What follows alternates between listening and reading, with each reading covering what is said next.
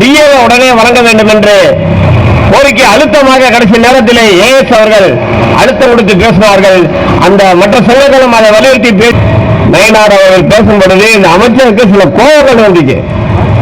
கோப வேண்டிய அவசியம் இல்லை. பேச்சுவார்த்தைக்கு அழைச்சிட்டு ஒரு தொழிற்சங்க சில குறைகளையோ கோரிக்கையோ வைத்து பேசும் பொழுது அதை காது கொடுத்து கேட்டு அதற்கு பின்னால் அதற்கு என்ன சொல்யூஷன் என்பதை பார்க்கதான் கடமை என்பதை உணராமல் அவர்கள் எடுத்த எடுப்பிலேயே பல்வேறு வார்த்தைகளை விட்டுட்டார். அது எல்லாத்துக்கும் கோபத்தை உருவாக்கியது. இருந்தாலும் கடந்த காலங்களில் போட்ட ஒப்பந்தங்களை நீங்க நிறைவேற்றவில்லை. தாண்டோண்டித்தனமான அடிப்படையிலே அதிகாரிகள் செயல்படுகின்றார்கள். அரசாங்கமும் அதே போல இருக்கிறது. எங்க பிரச்சனை நாங்கள் என்ன பேச, எங்க யாரிடத்துல பேசுவது என்ற கோப வெறியோடு பேசிய அந்த நிலையை நாம் பார்க்க வேண்டிய சூழ்நிலை ஏற்பட்டது.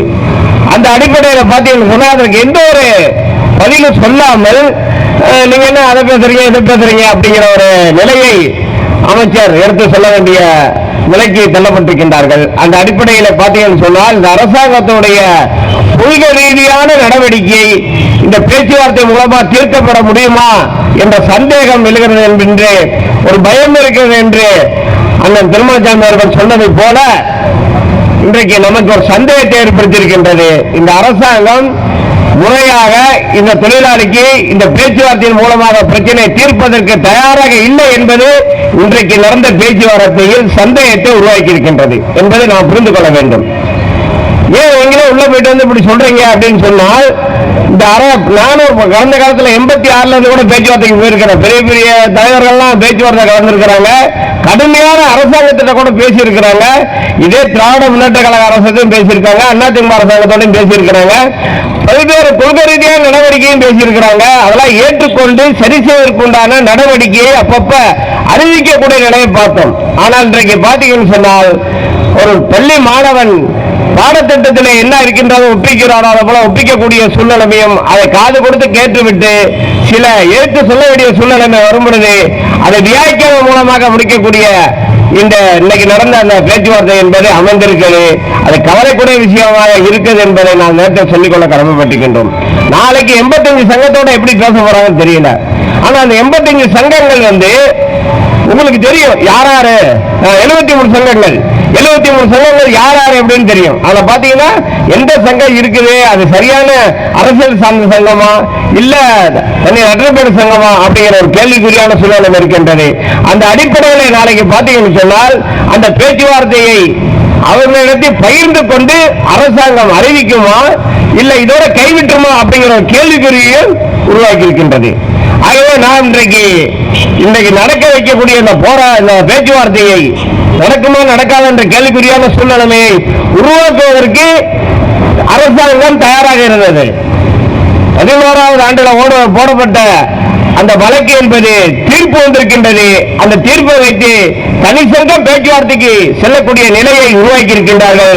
மற்ற சங்கங்கள் எல்லாம் அழைக்க வேண்டிய அவசியம் இல்லை என்ற ஒரு கருத்து கூட நிலவி இருக்கின்றது. ஆனால் நாம் போராட்ட ரீதியாக அறிவிக்கக்கூடிய சூழ்நிலைமையில கடந்த 29ஆம் தேதி அந்த போராட்டத்தை அறிவிக்கக்கூடிய அடிப்படையிலேயும் 5ஆம் தேதி அந்த போராட்டத்தை அறிவிக்கக்கூடிய கூட்டத்தை நடத்திய விளைவாக இந்த பேச்சுவார்த்தையை துவங்குவதற்கு இன்றைக்கு முன்வந்திருக்கிறார் என்பதுதான் எனக்கு முன்ன பேசிய தோழர் சொல்வது போல உண்மை என்று நீங்க அறிந்து கொள்ள வேண்டும். இன்றைக்கு இந்த அரசாங்கத்தை நாம் ஆட்டி வைப்பதற்கு உண்டான நடவடிக்கையை மேற்கொள்ளாவிட்டால் நிச்சயமாக நம்முடைய போக்குவரத்துடைய வாழ்க்கை என்பது கேள்விக்குறியான சூழ்நிலை ஏற்படும். நம்மளுடைய இந்த போக்குவரத்து துறை இருக்குமா என்ற ஒரு கேள்விக்குறியான சூழ்நிலையும் இருக்கின்றது. ஒரு பக்கம் அமைச்சர் ஒரு நேரம் என்ன சொல்றாரு, பஸ்ஸுகளை கான்ட்ராக்ட் விடுறேன்னு சொல்றாரு. ஒரு பக்கம் நாங்க அதெல்லாம் விடுறல, இன்னும் அதான் சொல்றாரு, பஸ் எல்லாம் கான்ட்ராக்ட் விடல அப்படின்னு சொல்றாரு. ஆனா அறிவிப்பு அங்கங்க நடந்துகிட்டு இருக்கு, டெண்டர் அங்கங்க நடந்துகிட்டு இருக்கு, சென்னையில கூட 2-3 இடத்துல நடந்துகிட்டு இருக்கு. வேற வாய்ப்பு மூலமாக ஆட்களை எடுப்பதற்கு இவர்களுக்கு என்ன தயக்கம்? கடந்த காலம் அப்படித்தானே செஞ்சிருக்கிறோம். கடந்த காலம் 13-12 ஒப்பந்தங்கள் பாத்தீங்கன்னா 12-10 ஒப்பந்தங்கள்ல நிறைய விஷயங்களை தொழிற்சங்கங்களோட பகிர்ந்த அமைச்சர்கள் இருக்கின்றார்கள், அரசாங்கம் இருக்கின்றது. ஆனா கலந்துகிட்டு பாத்தீங்கன்னு சொன்னா 95 ஒப்பந்தங்கள் அதை தொடர்ந்து நிறைவேற்றப்படும் என்ற அந்த சாரவசம் அதில் அமைச்சிருக்கிறது.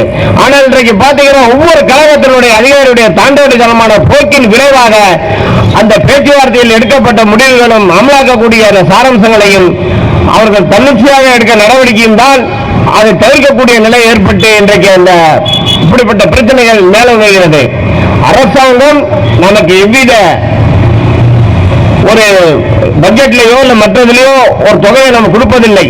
நாம சுயமா இந்த போக்குவரத்து கழகத்தில் அரசாங்கத்தை எதிர்பார்க்காமல் போக்குவரத்து கழகமே இன்றைக்கு சுயமா தொகையை போட்டு இந்த போக்குவரத்து கழகத்தை இந்த அளவுக்கு பல ஆயிரம் கோடி ரூபாய்க்கு சொந்தமான சொத்துக்களையும் தொழிலாளர்களையும் தொழிலாளிக்கு கொடுக்கக்கூடிய பணபலன்களையும் அந்த பணத்தொகைகளையும் நாம் பெற்றிருக்கின்றோம். ஆகவே எனக்கு இந்த அரசாங்கம் சர்வசாதாரணமாக தனியார் மயத்தை நோக்கி செல்லக்கூடிய நிலை இருக்கின்றது. அதை நாம் எதிர்த்து போராடக்கூடிய காலகட்டத்தில் இன்னைக்கு இருக்கின்றோம். ஆகவே அந்த அடிப்படையிலே தொழிலாளர் தோழர்களை வரும் காலங்களிலே இந்த கூட்டமைப்பு சார்பாகவும் இன்னும் நம்மோட இணைந்து நடக்கக்கூடிய சங்கங்கள் சார்பாகவும் அறிவிக்கக்கூடிய போராட்டத்திலே நீங்க பெருவாரியாக கலந்து கொள்ள வேண்டும் என்ற நேரத்தில் கேட்டுக்கொள்கிறேன். ஆகவே இன்றைக்கு ஓய்வுபெற்ற தொழிலாளருடைய அந்த 20 மாசம் பணப்பலன்களை உடனடியாக வழங்க வேண்டும். ஆகவே அந்த அமைச்சர் ஏற்றுக்கொண்டும் அதிகாரி ஏற்றுக்கொண்டும் சென்றிருக்கின்றார்கள். எந்த அளவுக்கு இந்த பிரச்சனை மேலோங்கும் என்பதை நாம் பொறுத்திருந்து பார்ப்போம்.